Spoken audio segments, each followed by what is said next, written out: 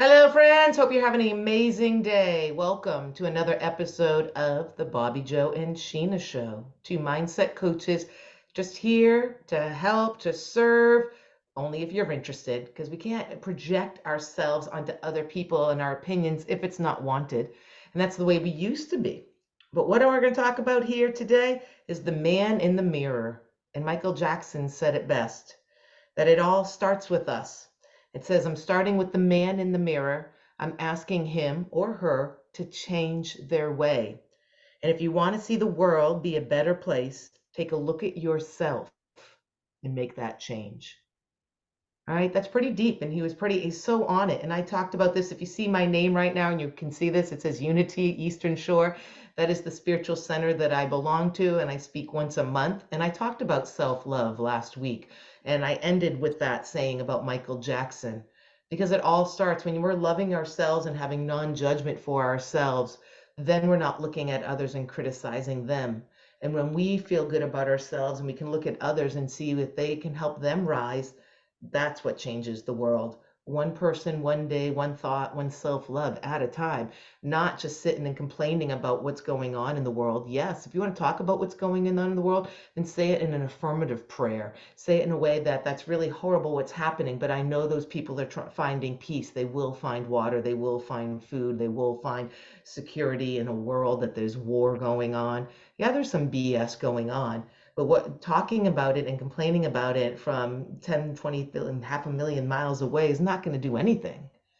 So what you can do is love yourself, have peace with yourself, and then when you think with those people, we talked about this yesterday, intention, and send those people love. And I'm telling you that works. If you're thinking, well, that's a little bit different, they've done studies on this over and over with two groups of people, group A and group B, and when they're really sick, people just set an intention and say prayer, affirmative prayer, saying, I see these people getting healthy, getting happy, or getting whatever.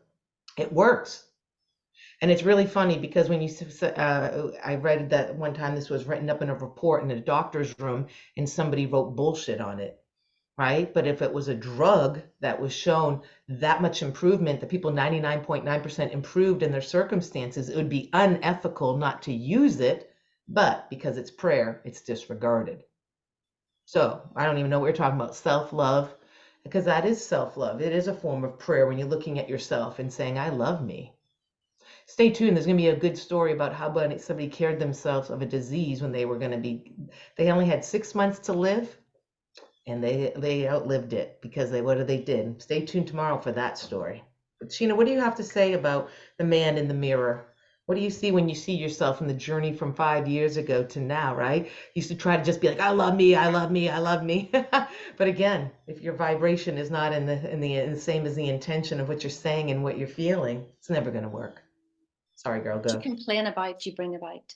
And in the Bible, it says that, by the time the clock strikes 12, you will have denied me 3 times. So, how many times have you done your affirmations in the morning? And then by lunchtime, somebody's asked you to go for a coffee or something. And so, in the morning, you're a millionaire. And by the time 3 times is come by lunchtime, you've gone, I can't afford it. I can't afford it. I can't afford it.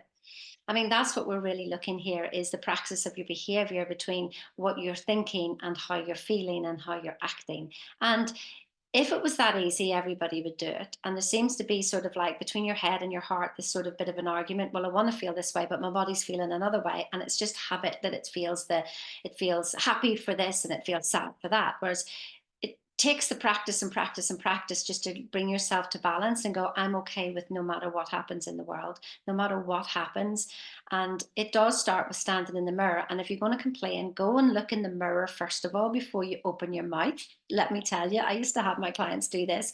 Go, when you're going to complain, go to the mirror and stand there and complain, because that's what you're getting back, because that's what you're serving the world with. Now, if you want that, there's nothing wrong with it. See, that's the thing, is that I thought this is wrong. You shouldn't be that. You can be as flippin' narky as you want, but you're going to get it back. So I've decided that I don't want the highs and lows anymore of the law of polarity. I just want to be happy.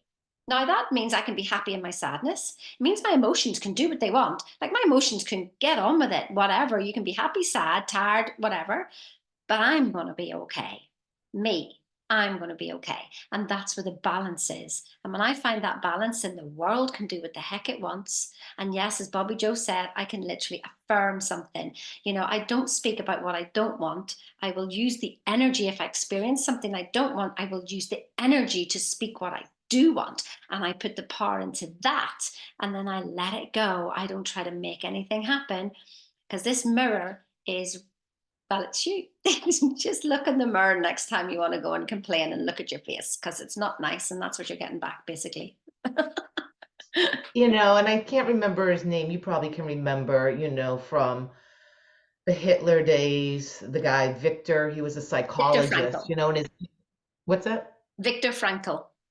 There you go. It wasn't clear when you first said it.